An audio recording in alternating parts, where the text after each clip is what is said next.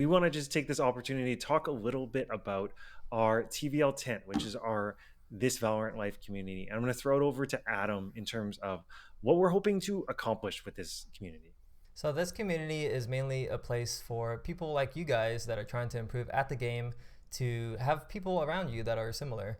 I know when I was trying to improve at this game, it felt pretty lonely, and you really don't have like a space to, I guess, differentiate yourself from the general Valorant community. And the general Valorant community, I think, you know, has a lot of different parts of the game that we don't really enjoy. There's a lot of toxicity. There's a lot of cope. There's a lot of encouraging bad habits, and not really just, playing the game how we think it deserves to be played. And our community is about respecting the game, respecting yourself, and respecting others. So if you think that sounds good, then I think you'll be a good fit for the community. And the community is a paid community, but we are not doing this to enrich ourselves. So what we're going to be doing is that the paid community is $5 USD per month. And that goes through Ko-Fi or Coffee. I'm not sure which one it is. There's a link in the channel description, and there'll be a link below as well. We're going to pool all those funds together, and when it reaches $800, we're going to actually create kind of a scholarship where we're going to have people apply, and the community is going to help us select who will win the scholarship and get to work with Adam through one of his coaching programs. And so that's one way we think we can take what this community is doing for good, give it to someone who may not otherwise be able to afford it, and is really intentional and excited about it. And so if this sounds like something you'd be excited about, we'd love for you to be a part of it. You can join us, kofi.com/thisvalorantlife. Thanks, guys. Hi, everyone. Welcome to episode 51 of This Valorant Life. In this episode, we are jumping into a bunch of topics, but it's all around Vyse in this current meta. And I think there's some interesting things we can learn about Vyse in this current meta and how it affects our gameplay, how it can help us grow as a player or not, and why certain aspects of gameplay, especially for ranked, are especially useful. So why don't we start with Adam? How would you explain this current Vyse Tejo meta even after the nerfs? Yeah, I mean, just thinking about like what works in ranked. If you're on attack, you rush and just run it down with the team. And then if you're playing defense, you typically get the most value from playing fast rotate and over rotating. And Vyse does both of those things well, and so does Tejo. But for this, maybe we'll just kind of talk about Vyse first. So if you're on attack and you're playing Vyse, the playbook is very simple. I've looked at a couple of pro VODs right now. You wall flank, so you don't even use your wall for post point. You wall flank, you rush down a site, no lurk, just rush down a site. Flash to take some space. You might use the flash for neutral space. So you're playing Ascent, you might flash A main, you might flash B main. And if you don't need that neutral space, you'll use it for the site hit. So you have like that benefit of having some type of form of initiator util, and it gives you some info. And then when you're on the site take, you use your thorns to stop the flood. Now this is very, very important. If the counter to rushing is playing fast rotate, okay? Because that means that you can run into the bomb site through the smokes and kind of just like have 3 or 4 there. But if a thorn is there, you can't fast rotate anymore. So you're basically, you have to counter Vyse by playing on the site ahead of time, which means you're gambling. No, I think the thing is it means you have to be thinking. Which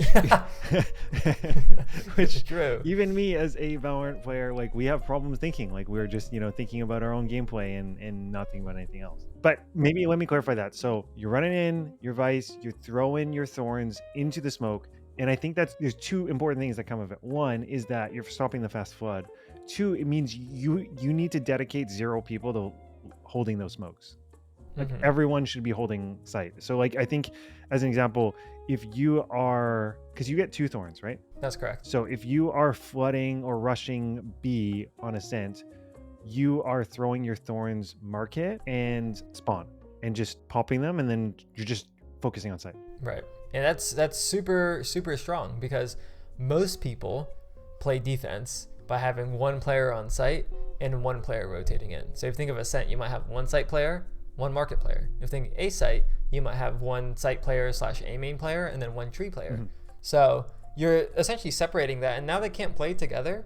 And I mean, you have the flash to make it better, and like there's not really any downside to doing this unless the enemy team also has stopping power and can kind of stop the hit from happening in the first place. I gotta ask this: when Vyse first came out, then why is it that people didn't think she was that strong? Because I remember even in pro play, it was really just G2 that used Vyse a ton in this first leg of the season and kickoff. Yeah, I don't know if that's because people were slow to kind of pick up the strength. I honestly don't even remember if Vyse had any changes on her. I don't think she had any changes. Yeah, it might have always been like this. I think the main thing was that people saw that Vyse didn't have 2 pieces of util that would cover flank. So if you're thinking about it from a default standpoint, you have one more gap than you're used to, which is also one of the arguments why you don't really play Deadlock as much, because you would have to commit your wall flank, same with Sage. So like most people were thinking about Vyse in that sense, myself included. And I was thinking Vyse would be better as like a second Sentinel, and kind of have like a primary Sentinel like Cypher or Killjoy that you can normally cover 2 choke points. So from a map control perspective, it's worse. But in ranked, you don't really need to have 2 lanes covered, because you're kind of just rushing. Or if on defense, you kind of just only have to, like, not many teams lurk and stuff like that in ranked, so you can kind of get away with it, I guess. Okay, and so if that is super powerful today, one question I have is they reduced the thorns just in this last patch that they announced from a 10-second duration to 7 seconds. Does that really affect ranked in your mind? I don't think so, because I think the initial flood is going to happen in the initial part of the hit anyways. So because like if the thorns fades 3 seconds earlier, attackers will likely be in position anyways to kind of hold, like they're ready. The most dangerous part of the execute is in the first couple of seconds, like that initial hit. But after that happens, people are kind of secure on site, and then they're ready to hold the smokes. So it's a great change. I think it's a bit more impactful for defense, but on attack, I don't really see it being it doesn't change the playbook at all. And I think the effectiveness of it is probably the same, maybe slightly worse for some unique scenarios. And so what would be your recommendation if you were to try to abuse this for ranked? It would be, do you think it's even so powerful that it's if you're just trying to optimize for win rate, you might even want to consider playing Vyse if you're not a Sentinel main? I think the best way to answer this is that any agent that has a simple playbook is going to help you optimize your win rate. So it's the same reason, in my opinion, that Clove is very good for ranked. It leans into the playstyle of ranked. Clove, you can go take a bunch of duels. If you die, you can still have smoke, or you might have an ultimate to kind of play that. So Vyse is similar in the same way that you still have a very simple playbook, and the util favors that playstyle. So if you kind of contrast this with traditional Sentinels like Cypher and Killjoy, they're encouraged to play very passive. And their sight holds and delays aren't actually that good on defense, and their stall on attack, like for the sight take, isn't as good. Like Killjoy Malaise is like comparable to the Vyse Thorns for stopping that fast flood, and in that way it's good, but the delay they don't on last defense, as long, right? Yeah, it doesn't last as long. And yeah, it's just you don't have that flash as well, and Vyse ult and Killjoy is comparable. So I think that if any agent has a really simple and straightforward playbook to follow, you're going to have an optimized win rate, and Vyse is just one example of that. What's an example of an agent then that doesn't have a very simple playbook? KO. I think there's a reason why KO's win rate is the worst, which to be fair, KO just got buffed on this recent patch to try to account for that. But KO's playbook and style basically encourages you to play the opposite of the ranked playstyle, which is fast rotate and fast hitting. Because KO, you have to set up a flash, so that's going to be a bit more, easier to do on defaults when you can kind of like have a teammate kind of walk up to it. And then on defense, you're kind of encouraged to play fast rotate, and flooding into a site with your flashes is going to be a bit harder if you compare it to, I don't know, like a Breach or a Sky, where the flashes are actually a bit more intuitive. And on top of that, you can't really get your KO molly onto the site when you're fast flooding as easily, unless you have like lineups and stuff like that. So it's just not as intuitive to play KO in ranks. Like you're better off just playing Phoenix, and you get literally all of the same benefits because you don't have to think about left clicking a flash. You just flash for yourself when you're close. Yeah. So simple playstyle is the most important. So if Vyse in particular is quite strong now, how would you contrast her with Tejo? Tejo pretty much is, it fills in the same idea as Vyse, but just for a different role. So if you're thinking about just rushing as the go-to strat on attack, well, you have a drone that sees things and suppresses the sight player, so that's very nice. You can use that off rip.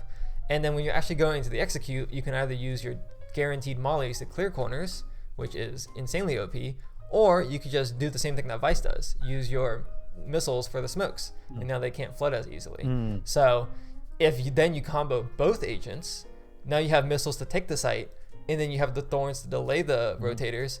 You can pretty much rush every single round. And that is made even more powerful if you have a agent that makes your site rushes even better, which is Breach. So that's why in pro play right now, you have Breach Tejo, and then Vyse kind of just covers the flood, and then you're good to go. And then they make that even more powerful with your ult, and now you can actually save util if you need to, and then now you just win the post plant, because they typically just run away from the your ult, and now you have all of that delay util, thorns, missiles, breach stun, flashes, so they can't even get through the post plant. And I know this is pro play specific, but you can apply those concepts to ranks if you're playing those agents. Okay.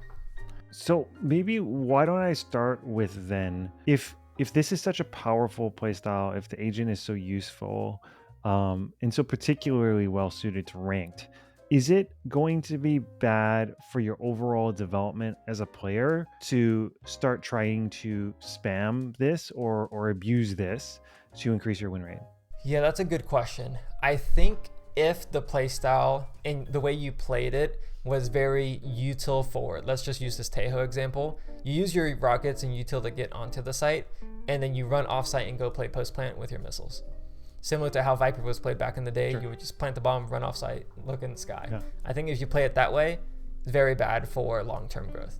Why? I think because you don't get as many gun duels, and you aren't in as many unique situations where you have to kind of fight your way out of it.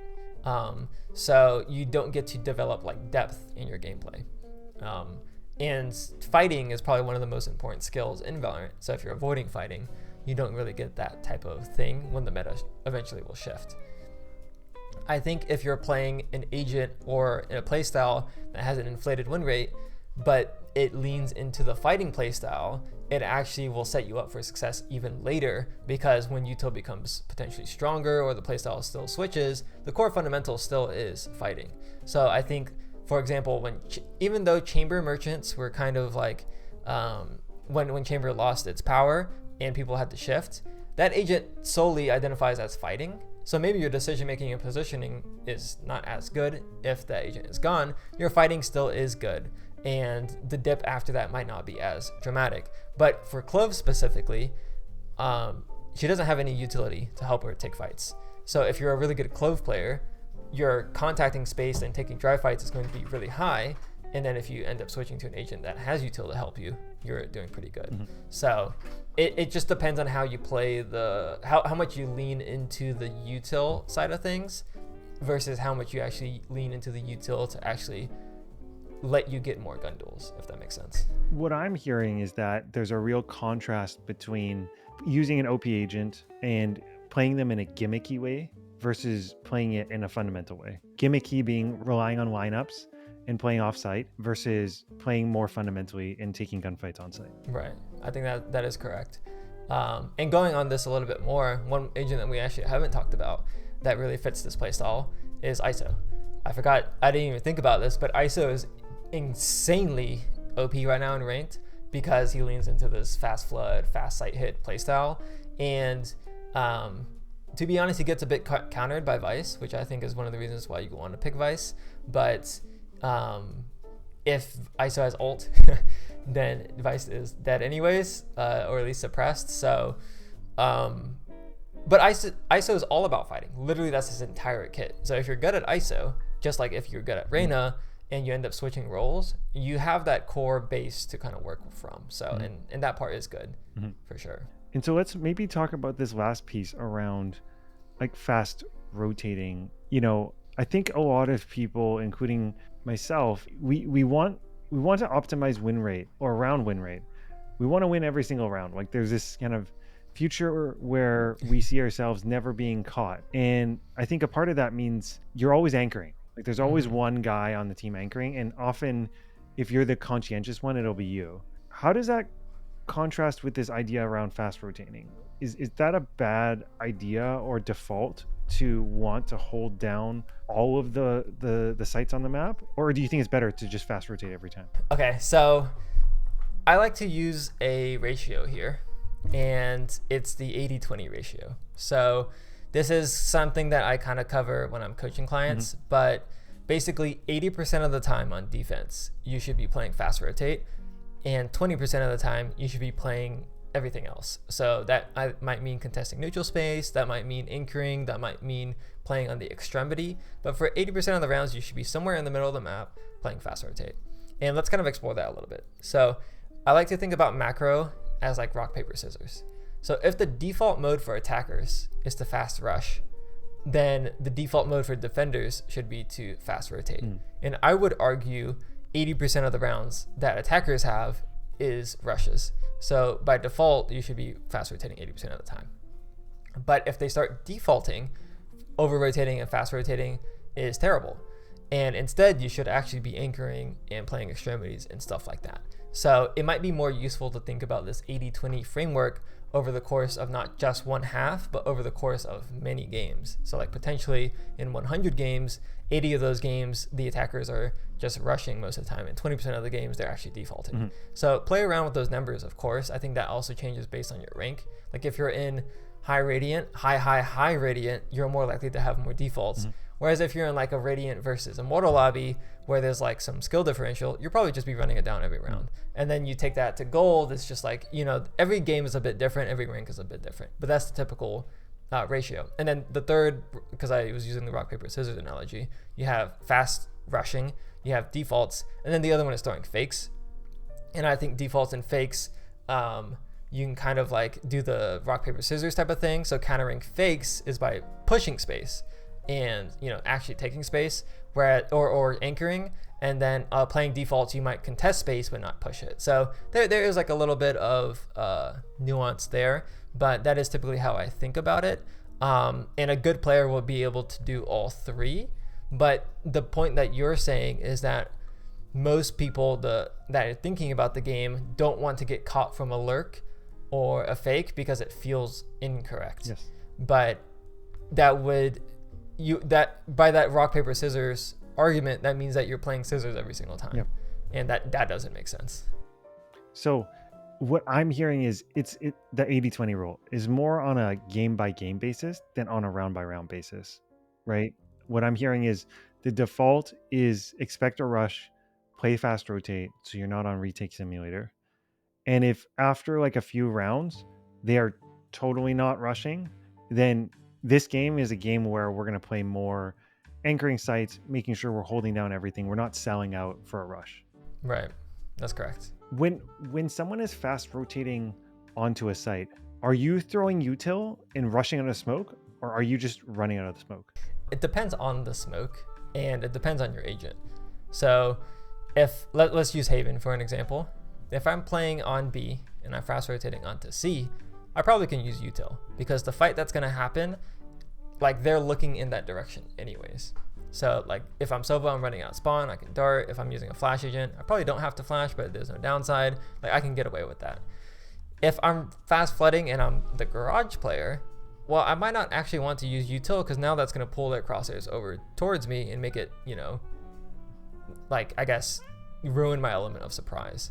So it definitely depends on the smoke and where you're coming from. But I guess like a good rule of thumb is if you think you have an element of surprise in timing and the util won't directly help you get the kills, like an omen blind or something like that, that will guaranteed hit, you might be better off just not using util.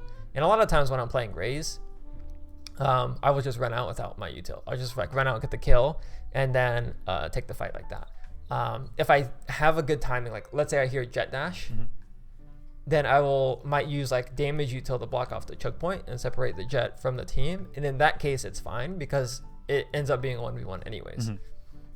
So there's a bit of nuance to it for sure. Is there an optimal way to be playing this on attack? If fast rotate is the optimal way to play on the CT side, what is the optimal way to be playing on the attack side if we're following this 80-20 rule? Gotcha. So like, in other words, what's the 80-20 for attack? Yeah. I like to use the framework of being with the team versus being away from the team.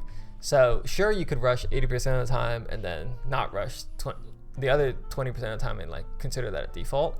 I think more simply, you could think 80% of the times I'm going to be with a team, whether it's a rush or a default, and then 20% of the time I will like be away from the team and kind of do my own thing. I like that framework a little bit better because you could still default and rush and still be part of that 80%, but you're basically part of the pack. And I think that's what is more important on attack. So being with the team 80% of the time, playing for trades, playing with your teammates and fighting with them, and then 20% of the time just taking a solo fight, taking solo space, taking solo timing, going for a lurk, like that kind of fits that bucket there.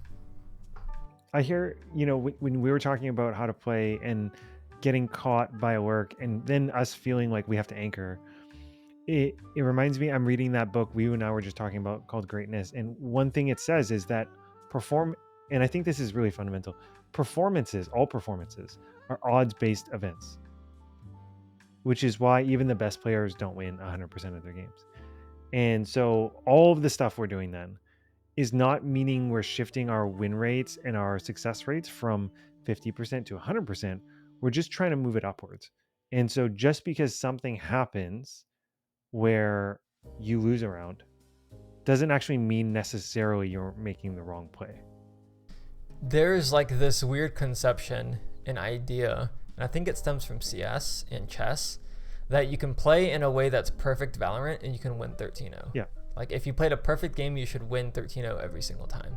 And I think that might be true for Valorant, but I don't think for CS, but I don't think that's true for Valorant at all, just in the way that util works and the power of util. But I also think that people think that way because people tend to think about Valorant macro and CS macro like chess, like a move is done here, there is a perfect counter move, but that's not taking into account starting positions, right? Like if I am playing Jet and I'm playing starting B on Haven on defense, then the attackers inherently should do something different. They should open the round to go A instead of B. But if the Jet is starting A on defense and you open A, that might be an error. And you don't have that information until the round starts, which is then why you'd argue to play in a default, but you don't really have that opportunity to do it in ranked. So if all rounds were played in a default and defenders played to counter that default in the same way, then you can kind of think about what the perfect decision making is and blah, blah, blah. And then you might have a chance to play like a 13-0 perfect game. But that's literally just not how Valorant works, especially in ranked. So yeah, I don't really like that idea to try to play a perfect I even way. think some people kind of feel like there's a world where they level up enough and they win like 100% of their gunfight. It's just not the case either. Not the case. I mean, even the best players, like let's say you put a Radiant in, I don't know, like an Immortal lobby. That Radiant's probably winning like 60% of gunfights, but definitely not 100. Maybe 70 if we're stretching it, but it's not 100. When you get your clients to start playing this fast rotate, what is the most common issue that comes up? They second guess themselves. Like they actually don't do fast rotate. The way that I try to explain it is there's a meme. It's like the mid curve meme. Yeah. We might have talked about it before, but yeah, majority of people, for people listening, I'll try to give a visual representation. There's a bell curve, upside down bell curve, and then on the ends you have very simple actions. So let's just say for this example, the people on the end is just fast rotate on first sign of life, and then in the middle, which is where like 95% of players are, it's like, well, I can't fast rotate because there could be a lurk, or they could be defaulting, it could be a fake, whatever. It's like the chronic overthinking. Yeah. They're overcomplicating the situation. You just fast rotate on first sign of, literally first sign of life, you're gone. Sprinting it, you're gone. Knife out. And ideally you're playing in a starting position that will let you to do that with lower risk. So oftentimes on some maps you will actually just AFK and CT spawn with your knife out. Or you might play in a spot that is in the middle of the map, but not as high risk. So if you're playing split, you might play A heaven instead of ropes. Or if you're playing split, you might play B heaven, but closer to stairs instead of B heaven. So you might be more tempted to rotate through mail into ropes, which also is a fine rotate. It's just slightly higher risk. And how have you found that it influences their ability to be active in games?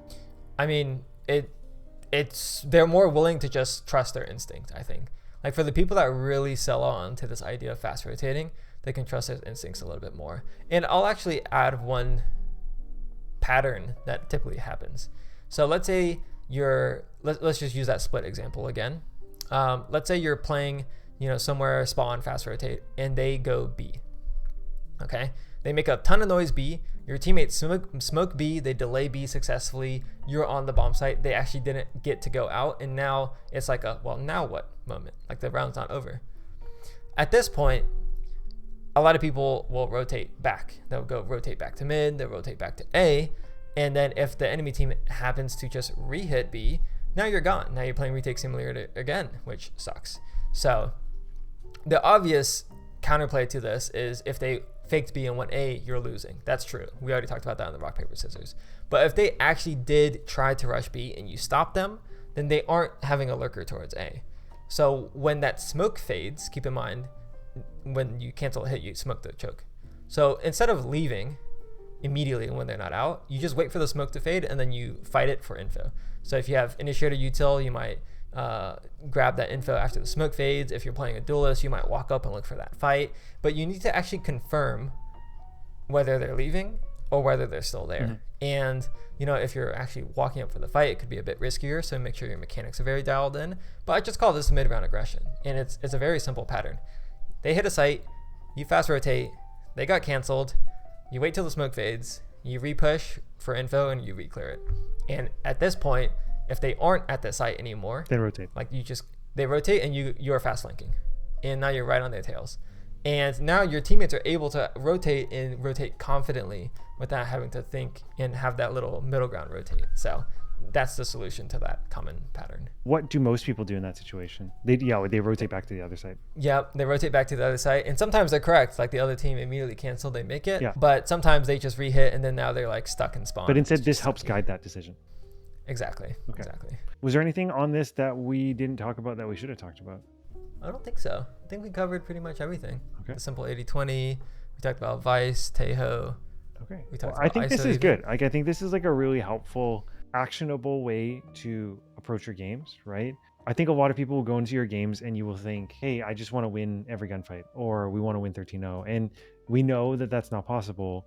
But what you can do every game is, if you're trying to implement this fast rotate or stick with your teammates 80% of the time, 20% time not, that is 100% within your control. Like if you just decide to do it at the beginning of the game, you can do it. And what I'm hearing here is, if you do that, you're going to feel more active in your games. You're going to increase the influence you have on your games. I think that's going to be a lot more fun, and that's going to raise your win rate. Yeah. If you have good gun duels, to be fair. Okay. Well, then you, and if you don't, then you got to work. It's a good way to train it, because that is the kind of fundamental piece to all of this, which is, if it's holding you back here, then you probably kind of crutched a little bit to get here. Yeah, for sure. Well, that's a short and sweet one. Thanks everyone for listening. As always, we appreciate you. If you are a long-time listener and you like what we're doing, we have the TVL Tent, which is our community. It's $5 a month, and we don't take any of it. It's accumulating towards an $800 goal, and when it's $800, we're going to run a scholarship, and we're going to get the community to vote. Whoever wins is going to get a heavily discounted 2 months of coaching with Adam. Hopefully we see you guys there. Thanks everyone, and have a great day. Peace out.